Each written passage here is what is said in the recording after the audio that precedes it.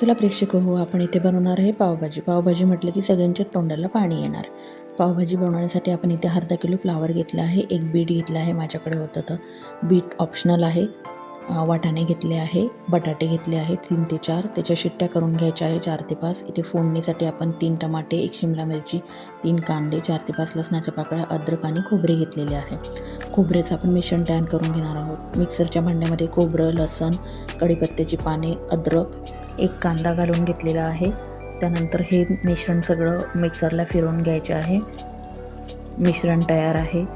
त्यानंतर आपण जे 3 कांदे, 3 टमाटे आणि शिमला मिरची घेतली ते बारीक चिरून घेतलेले आहे.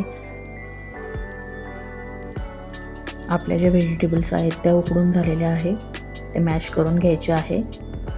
मॅश करून झालेले आहे, तुम्ही बघू शकता रंग किती छान आलेला आहे. त्यानंतर कढई ठेवलेली आहे. कढईमध्ये कांद्याचे मिश्रण टाकलेले आहे, 2 चमचे तेल टाकलेले आहे. त्यानंतर आपण कांदा, बारीक चिरलेला कांदा, टमाटा, शिमला मिरची टाकलेली आहे. सगळं चांगलं परतवून घ्यायचे आहे. हळद टाकायची आहे अर्धा चमचा.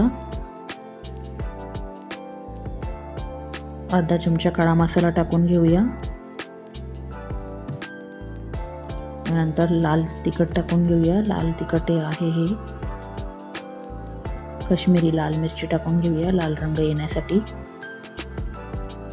पावभाजी मसाला टाकूया. पावभाजी मसाला थोडा जास्तच टाकायचा आहे, 2 चमचे, 2 ते 3 चमचे टाकला तरी चालेल, कारण आपण पावभाजी बनवत आहोत. सगळे मसाले चांगले मिक्स करून घ्यायचे आहे मिश्रणामध्ये.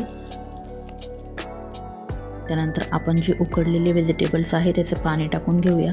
गरम पाणी टाकायचे आहे. इथे आपल्याला गरम 1 ते 1.5 ग्लास पाणी लागणार आहे. तुम्ही बघू शकता तेल किती छान आलेलं आहे. मिश्रण टाकून घेऊया. मिश्रण आलंही लाल कलर, पीठमुळे लाल कलर आलेला आहे, त्यामुळे पावभाजीलाही छान लाल कलर येतो. छान मिक्स केलेली आहे पावभाजी. घट्ट झालेलं आहे मिश्रण, त्यासाठी आपण पाणी टाकून घेऊया. इथे मी पूर्ण भाजीमध्ये 1.5 ग्लास पाणी टाकलेले आहे. गरमच पाणी टाकायचे आहे. आवश्यकतेनुसार मीठ टाकून घेऊया. मीठ चांगलं मिक्स करून घेऊया.